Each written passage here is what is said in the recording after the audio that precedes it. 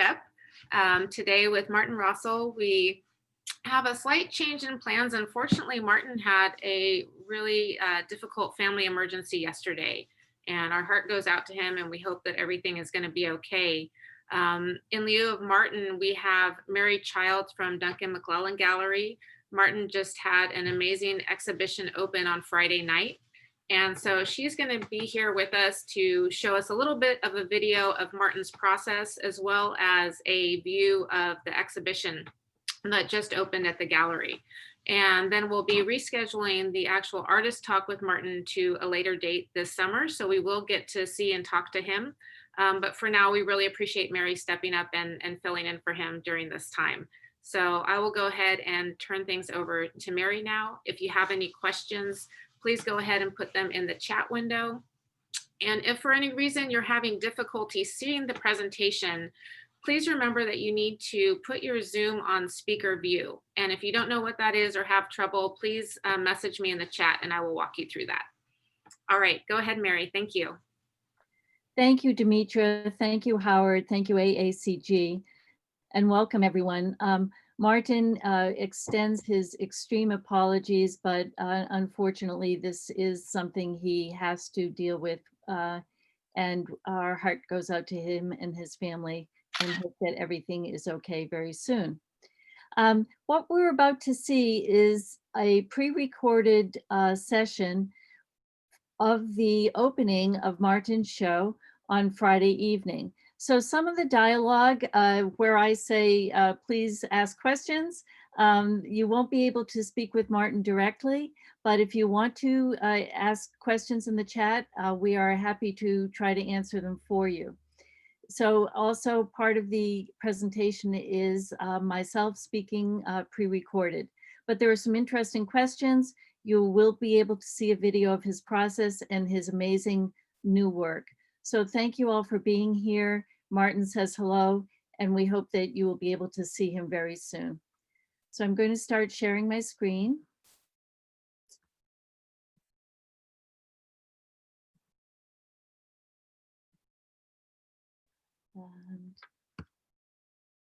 Okay.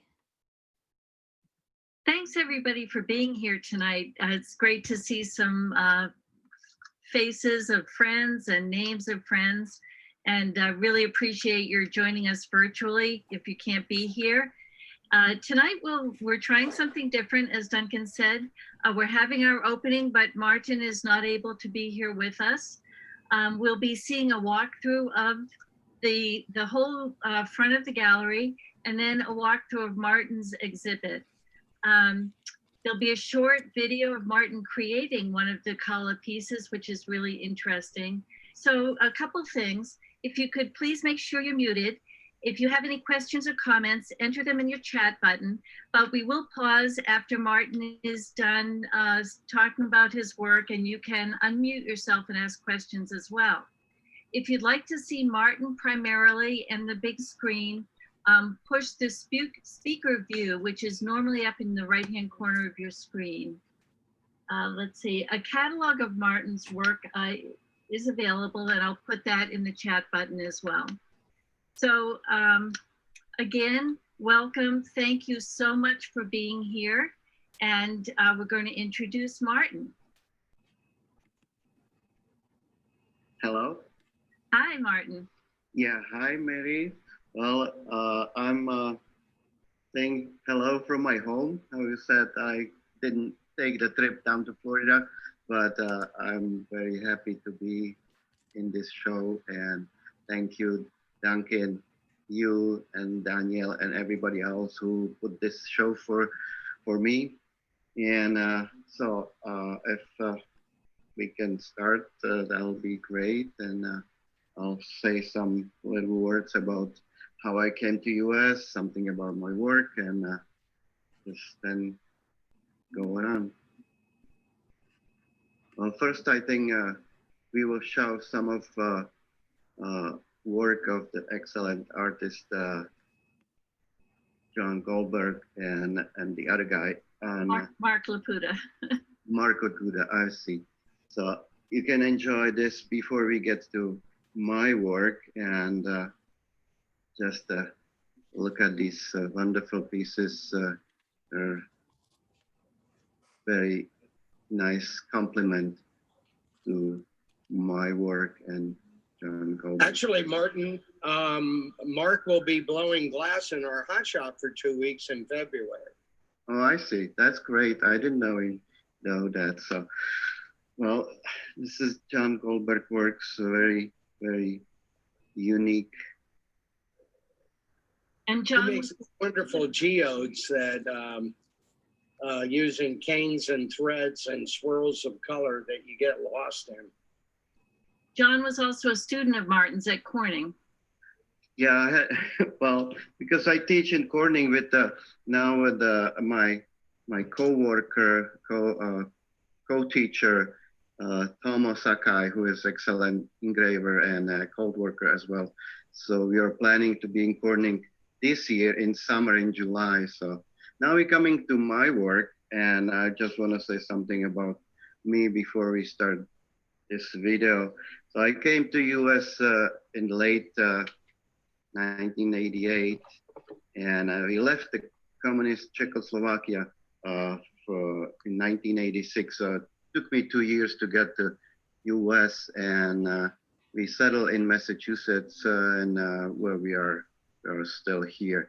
The reason was because I was working with Michael Pavlik, and I learned this trade from him, basically the lamination of glass and coloring epoxy called Hextile. So now we can start the video of this wonderful show. So these are some of the sample of my work, which is usually it's made from several precise cut pieces of glass, and when they fit it together, then they're laminated and either polish the parts which I couldn't get to after, so they have to be polished before. So when you start making, for example, cube like this, everything is opaque, and you just match these parts which are cut on the grinding wheels, and then shape it and laminate it later on when everything is fit together. So I like very simple ideas, 2 pieces maximum, 3 parts of the sculpture, and always I said aesthetic, simplicity, and proportion is very important to me. So some people have this. you can definitely tell if something is in proportion or not, right? So this is a piece which I did a while ago. This is called Gate, and it's also 3 parts, which is 2 clear parts and 1 yellow, and then laminated with the blue epoxy, which is holding this piece together. So the green in that is a combination of the blue epoxy and the yellow glass? Exactly. Because in this piece, you can see the opposite, right? You see the blue color glass, and then yellow become a green in that middle where the pieces are joined. So, and the whole piece become one when you join these 2 halves. Like on this piece where some of those parts, again, two pieces of glass, one is cut it more than the other, and this is a window, which is called window, and I see some red curtains there, but you can see your way. But again, the cavity which is cut out, it's create a window, and sometimes I leave it opaque because the contrast between opaque and polish, that give you that reflection which you can see on the inside of the piece. Let's see. Dimitra, can you hear me? Yes, I can. Okay. So we had a quick question from someone that would like a little explanation of what lamination is. I know we've seen that in other artists in our program like Tolan Sands. So if you could just do a quick summary of what's involved in laminate glass. Certainly, I'll jump in, and if there are any artists on board who would like to expand on what I have to say, please do. So from my understanding, lamination in Martin's work is a process where he mixes hexol, which is a very high grade, let's see, epoxy or adhesive. And in Martin's case, he often uses color, and it has to be done very, very carefully so that no air bubbles happen between the layers of glass. And he takes the different parts of his sculptures, which he has gotten ready, and puts them together with the adhesive. So you can do that one time with large pieces, or you can do it with multiple layers, and some other artists do it with multiple layers. So when that's all put together, those pieces are laminated. And does anyone else have anything to add to that?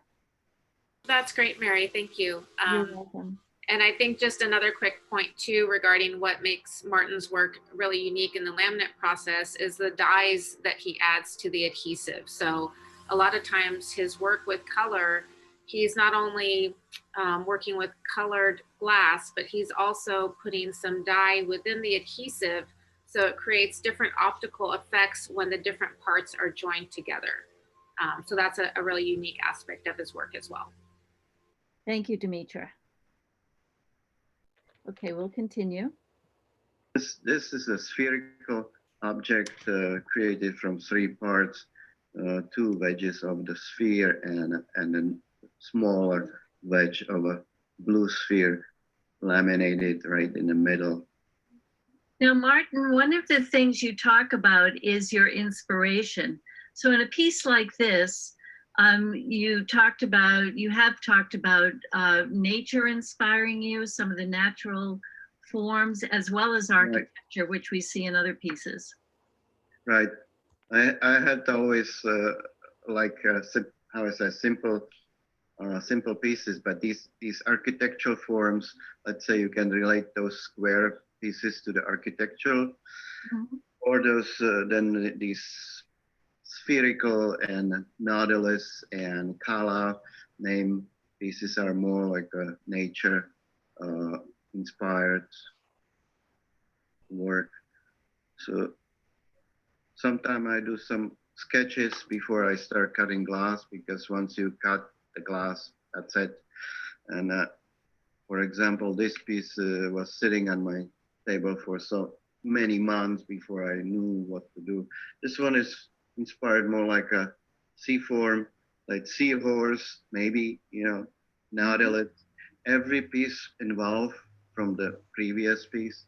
That's most of the artists work like that, I would say. So now, Martin, oh, go ahead. No, I just want to say this is one of the largest pieces I create, because I have to be able to lift it up, put it on a machine, and handle it. So the glass, I explained earlier, I use non-leaded glass, which works much better with my epoxy, with the Hextel. And also the weight of the glass, it's not as heavy as non-leaded. So in a piece like this is partially cast and then partially cut from a block? Well, you can say that, but the casting which I do, it's always reshaping the material.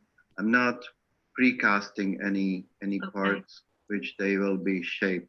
So all the parts which you see, it's cut and grind and polished on a flat grinding mill. The spheres or the cavities which you can see are cut on on a grinding lathe with the diamond and polished with pumice and cedar.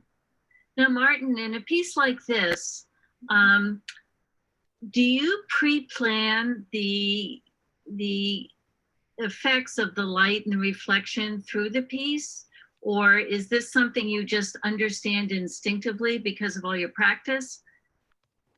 I had this question before. Somebody asked me if I have some sort of optical training or anything like that, but I never had anything in mind to let's say, study any optical effects. So these pieces just happen when I start cutting. For me, the shape and the size and the dimension, that's important. And how I said, the proportions. So when I start cutting the piece, I don't see any reflections because, how I said, everything is opaque. And you start grinding these parts on silica carbide or diamond, and you don't see anything through. So you start with the shape, and slowly but surely, we just getting to the point you start seeing through. But the reflection, when you see right now, that's pretty much surprise to me. When you finish the piece and then you put it on a table and just look around, then you can see the final effect, I would say. Now, I think I heard that when you're at Corning, for instance, you actually play with the shapes before they're even polished. So you're not even seeing the optical reflections, and you're working just with the sculptural elements of the pieces? Yeah, when we do pieces with students, we start small, right? Let's say two pieces, which they might be like 3 by 2 inches, and we focus on finishing the surface for gluing. Once we glue those two bricks together, then the next day the students can start working on the object. I know what you're referring to. If students can practice some, let's say some objects that they can find object in a trash can or somewhere or in a studio and put them together, let's say with the hot glue, and then spray them with the, let's say white paint, and then see what that piece look like. And that pretty much give you that idea what's going on before you get the reflections. But that's just the training, nothing we do all the time. Well, now that's me in my studio. I would like to invite you for a few minutes to watch how I'm creating one of those objects which you see in the gallery. But this will be just very brief and very quick process, just a quick one. That means cutting on a diamond saw and then maybe grinding on the lathe, which follow many hours of finishing and polishing and lamination and finishing again. So please enjoy this. I prepared this piece for cutting on a diamond saw, which is quite noisy. I'm not sure if the sound will be taking off or not, but yeah, the measuring is very important because, how I said, once it's cut off, it's cut off, and if you don't meet with these cuts, it will be not good. So you can see me cutting these two round, I would say, wedges, which they create the bottom of the sculpture, the clear part. So I'm trying to match my previous cut because the saw is not deep, doesn't cut deep enough. So I need to flip it and cut it from the other side. And I need to meet with the other cuts so I don't waste any material. And when Mary was asking, this was pre-cast, so there was like big half. This is a half of a circle, which I cast in my oven. Steady hand, yeah. Yeah, sometime, yes, you have to have a good eye to aim it, and then steady hand, that's definitely important. Thank you for the question. So now I have two of these identical pieces, which I have to clean up and grind it so that all sides are flat. So they will be ready for next step, which will be, this is what I'm grinding on 600 grit. No, I'm mistaken. This is 60 grit, I'm sorry.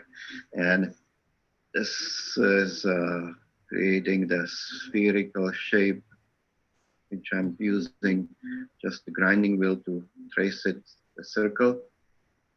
So if I go back to that first operation, after that I need to do 220 grit, and then I put these pieces on a 600 machine, and it will finish it, the surface for 600 grit.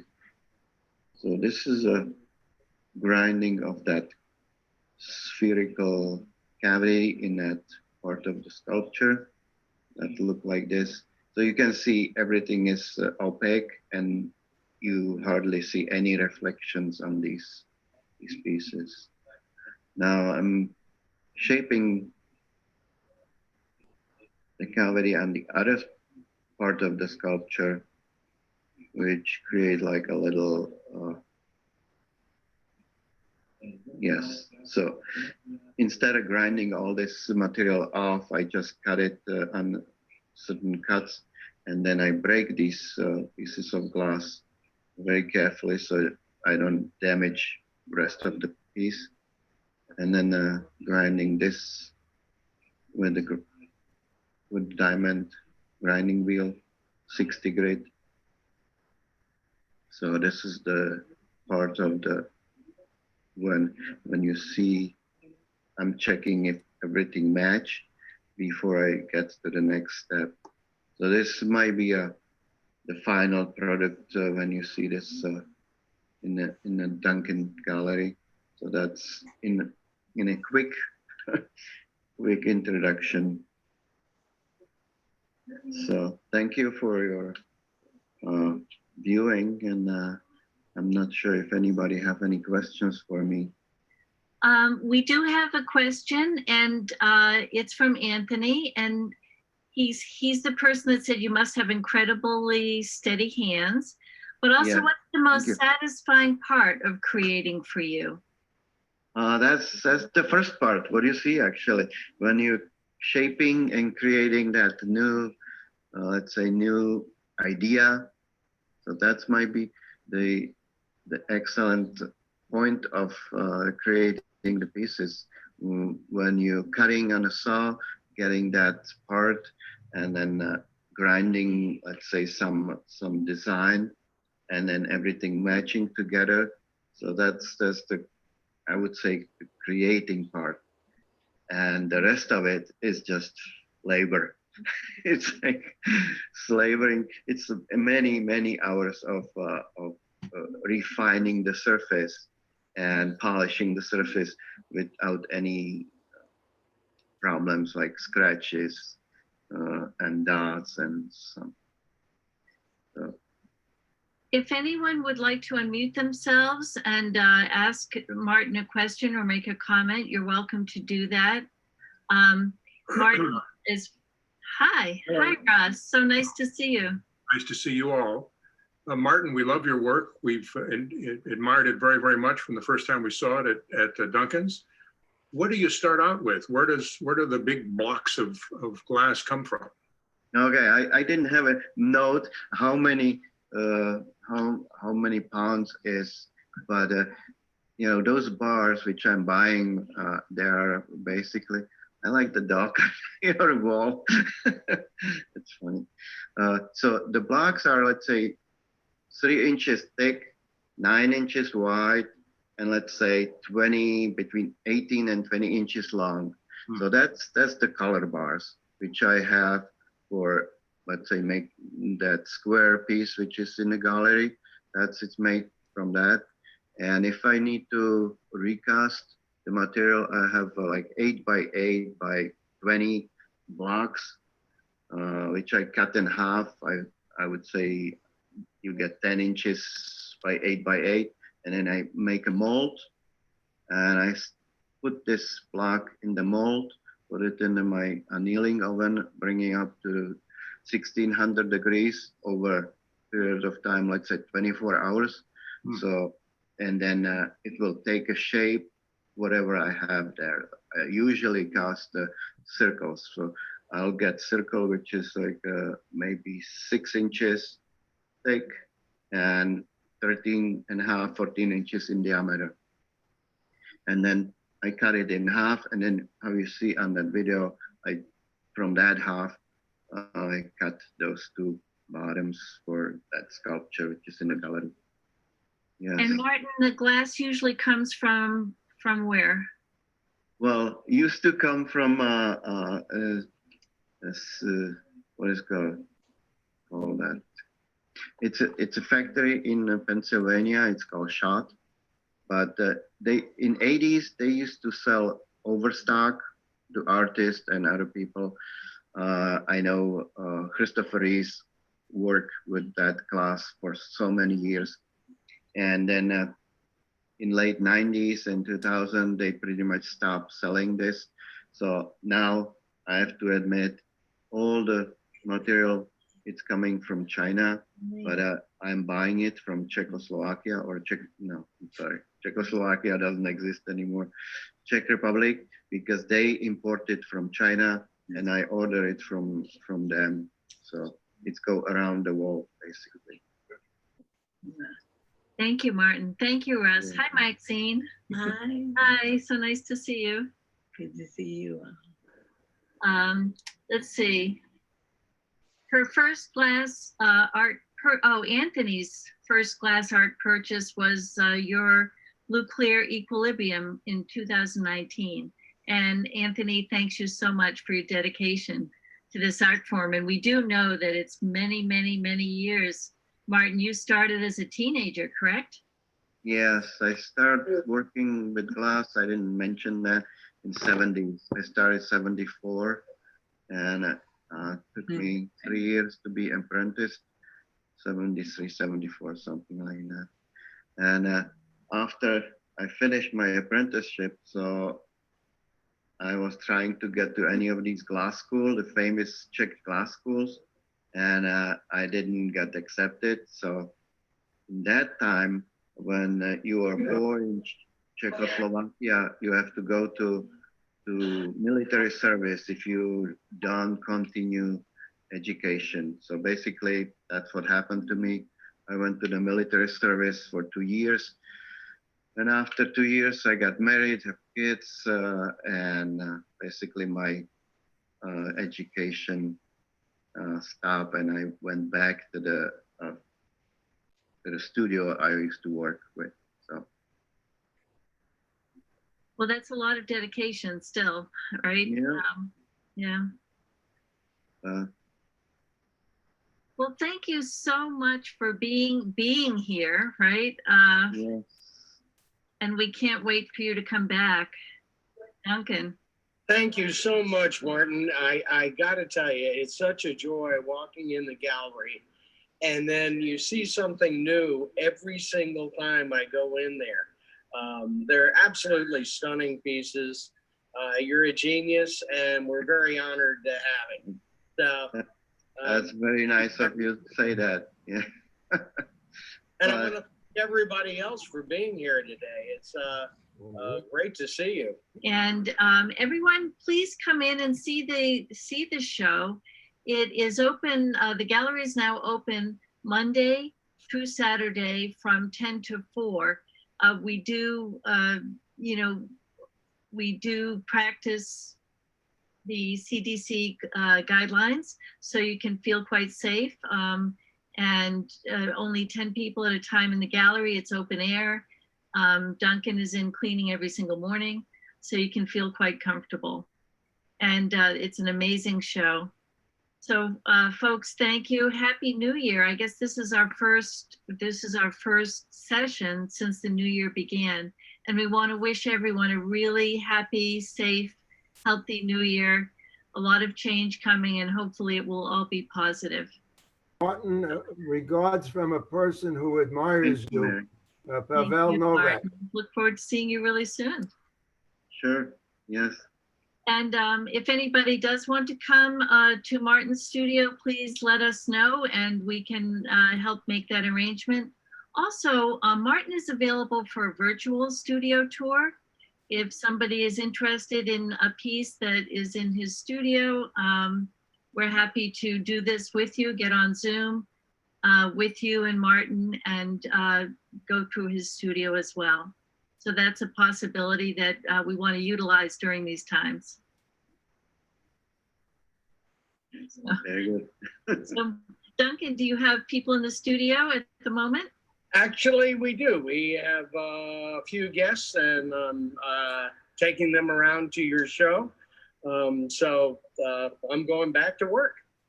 All right. Thank you so much, everyone. Come in and see the show. Say hi to everybody. And thank you again, Martin, very, very much. Thank you, Thank Martin. you. Thank Thank you, you, Mary, Anthony. and thank Thank you, you. everybody. Yes. Thank you, Martin. Thank you, folks. Thank you, Mary, and thank you everyone for sticking with us. Again, we're sorry that Martin could not be here, but it was a really serious family emergency that pulled him away. Otherwise, he would have definitely been with us, and we're certainly going to reschedule him for another time, probably during the summer, so that you can see a much more in-depth view of his process and ask some more questions. If anyone was interested in the works that you saw today, please go ahead and contact Mary or Duncan McClellan. The link to the catalog for all of the items in the show is in the chat, so you can access that before we sign off. And just a quick reminder too, that the Fire It Up series is free and open to the public. So please help us spread the word and send the registration links to your friends. AACG also offers more programming that is for members only. So if you enjoyed today and would like to also sign up to become a member so that you can have more access, please visit the AACG website. Mary, did you want to have any final words? I just want to thank everyone again for their patience and for coming on. Look forward to seeing you virtually and otherwise. So thank you again. Okay. All right. Thank you, everyone. Take care. Bye-bye. All right. And lastly, we're going to talk about the social media icon.